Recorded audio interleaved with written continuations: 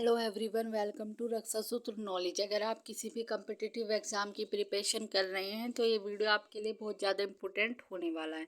तो चलते हैं अपने फर्स्ट जो हमारा पहला टॉपिक है, संसद की वित्तीय समितियाँ। ये वित्तीय समितियाँ मोस्ट इम्पोर्टेंट है और इनसे क्वेश्चन एग्जाम में पूछे जाते रहे हैं। प्राक्कलन समिति देखते हैं, मोस्ट इम्पोर्टेंट है। इसके सदस्यों की संख्या 30 होती है और केवल लोकसभा के सदस्य होते हैं प्राक्कलन समिति में। ये क्वेश्चन भी पूछा जाता है। इसके सदस्यों का कार्यकाल 1 वर्ष का होता है। प्राक्कलन समिति जो है, इनका कार्य होता है, जो भारत की संचित निधि होती है दोस्तों, उससे राष्ट्रपति उपराष्ट्रपति वगैरह के जो वेतन दिए जाते हैं उन सब का हिसाब किताब रखना, लेखा जोखा रखना या उनकी जांच पड़ताल करना, ये प्राक्कलन समिति का कार्य होता है। नेक्स्ट देखते हैं लोक लेखा समिति। ये भी इसी की तरह है, प्राक्कलन समिति की तरह है। इसकी जुड़वा बहन कहा जाता है और इसके सदस्यों की संख्या 22 है। उसमें तो सिर्फ लोकसभा के सदस्य भाग लेते हैं। इसमें लोकसभा और राज्यसभा दोनों के सदस्य सम्मिलित होते हैं। लोकसभा के 15 और राज्यसभा के 7 सदस्य इसमें होते हैं। मोस्ट इम्पोर्टेंट है। नेक्स्ट देखते हैं पंचायती राज। पंचायती राज टॉपिक मोस्ट इम्पोर्टेंट है। ऐसा कोई एग्जाम नहीं है जो इससे क्वेश्चन ना पूछे जाते हों। पंचायती राज का शुभारंभ सबसे पहले 2 अक्टूबर 1959 में राजस्थान के नागौर जिले में किया गया था और दोबारी बार प्रारंभ मतलब जहाँ पर दूसरी बार लागू हुआ, ये 11 अक्टूबर 1959 में आंध्र प्रदेश में लागू किया गया पंचायती राज। ये क्वेश्चन पूछे जाते हैं कि पंचायती राज का प्रारंभ सबसे पहले कहाँ पर किया गया, तो राजस्थान के नागौर जिले में किया गया था। मोस्ट इम्पोर्टेंट है। अगर ऑप्शन में राजस्थान न दिया हो और राज्य दिया और आंध्र प्रदेश, तो आंध्र प्रदेश आएगा दूसरी बार आंध्र प्रदेश में। नेक्स्ट देखते हैं 73वां संविधान संशोधन 1992। इसे भाग 9 में भी, जो संविधान का भाग 9 है, उसमें भी पंचायती राज का उल्लेख किया गया है अनुच्छेद 243 से क से न तक।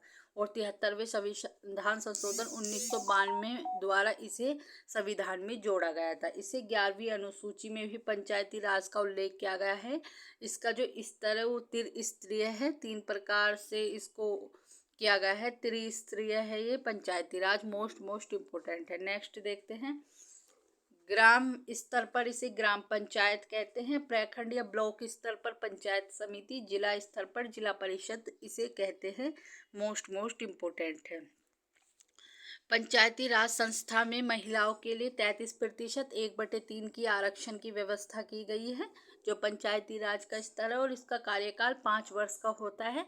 जो पंचायती राज होते हैं, जैसे ग्राम स्तर पर प्रधान वगैरह होते हैं, ये 5 वर्ष के लिए इनका निर्वाचन होता है। नेक्स्ट देखते हैं राज्य की संचित निधि से इन संस्थाओं को अनुदान देने की व्यवस्था की गई है। जो राज्य की संचित निधि होती है, ये जो पंचायत समिति होती है, पंचायत होती है और ये जिला परिषद पंचायत समिति होती है, इनको राज्य की जो संचित निधि है, गांव में शहर में सड़कें या तालाब वगैरह बनवाने के लिए अनुदान या दान देने की व्यवस्था की गई है राज्य की संचित निधि से। नेक्स्ट देखते हैं इससे जो संबंधित है पंचायती राज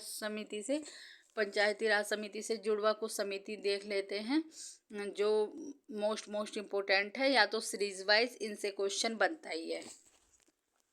सबसे पहले देखते हैं बलवंत राय मेहता समिति 1957 में आई थी। मोस्ट इम्पोर्टेंट है और इसी समिति के कारण जो बलवंत राय मेहता समिति है, जो देश में त्रिस्तरीय समिति है, बलवंत राय मेहता समिति ने ही दी थी। नेक्स्ट देखते हैं अशोक मेहता समिति 1977 में आई थी। पीवी के राय समिति 1985 में आई थी।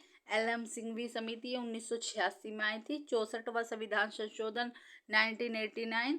73वां संविधान संशोधन 1993। ये सब पंचायती राज से संबंधित है और इनसे सीरीज वाइज भी क्वेश्चन बनते हैं और सन वाइज भी पूछ लिया जाता है कि बलवंत राय मेहता समिति कब आई थी या अशोक मेहता समिति कब आई थी, या इनको क्रम में सजाइए, तो इनका क्रम और इनका सन अच्छे से याद कर लेना। नेक्स्ट देखते हैं नगर पालिका। हमारा नेक्स्ट टॉपिक है नगर पालिका। 74वें संविधान संशोधन नगर पालिका को संविधान में जोड़ा गया और इसका जो उल्लेख है संविधान के भाग 9 में अनुच्छेद 3 से यह 6 तक नगर पालिका में महिलाओं को आरक्षण है 1/3 का, यानी 33% नगर पालिका में भी महिलाओं का आरक्षण है। इसका कार्यकाल भी 5 वर्ष का होता है। पहला नगर निगम पूछ लिया जाता है, तो पहला नगर निगम 1687 में मद्रास बना था। ये क्वेश्चन यूपी पुलिस 2024 में पूछा गया था। मोस्ट इम्पोर्टेंट है। नेक्स्ट देखते हैं महत्वपूर्ण शब्दावली। कुछ महत्वपूर्ण शब्दावली हैं संविधान की, है तो बहुत सारी, लेकिन जो इम्पोर्टेंट है एग्जाम में पूछी जाती है, बस मैंने उनको यहाँ पर कवर किया है। जैसे शून्यकाल। शून्यकाल होता है जो दो सदन होती हैं, लोकसभा और राज्यसभा, इनमें प्रश्नकाल पूछे जाते हैं विपक्ष द्वारा, उसके ठीक बाद का जो समय होता है वह शून्यकाल कहलाता है। मोस्ट इम्पोर्टेंट है। नेक्स्ट देखते हैं अविश्वास प्रस्ताव। अविश्वास प्रस्ताव मैंने आपको इससे संबंधित पीछे भी वीडियो में कवर किया था। ये विपक्षी दल के किसी सदस्य द्वारा रखा जाता है। अविश्वास प्रस्ताव जो प्रेजेंट में सरकार होती है जिसकी, उससे संबंधित रखा जाता है। विपक्षी जो दल होगा उस वही इस प्रस्ताव को रखता है। और इस अविश्वास प्रस्ताव के पक्ष में 50 सदस्यों का होना जरूरी है। यदि प्रस्ताव पारित कर दिया जाता है तो संपूर्ण मंत्रिमंडल जो है उसे त्याग पत्र देना पड़ता है। ये मोस्ट इम्पोर्टेंट है। यदि प्रस्ताव पारित कर दिया जाता है, अगर कुछ भी प्रस्ताव होगा उसमें 50 सदस्यों का होना जरूरी है। एक गुलेटिन आता है शब्द की, गुलेटिन शब्द तो एक संसदीय प्रक्रिया है। मोस्ट इम्पोर्टेंट है। अगर आपको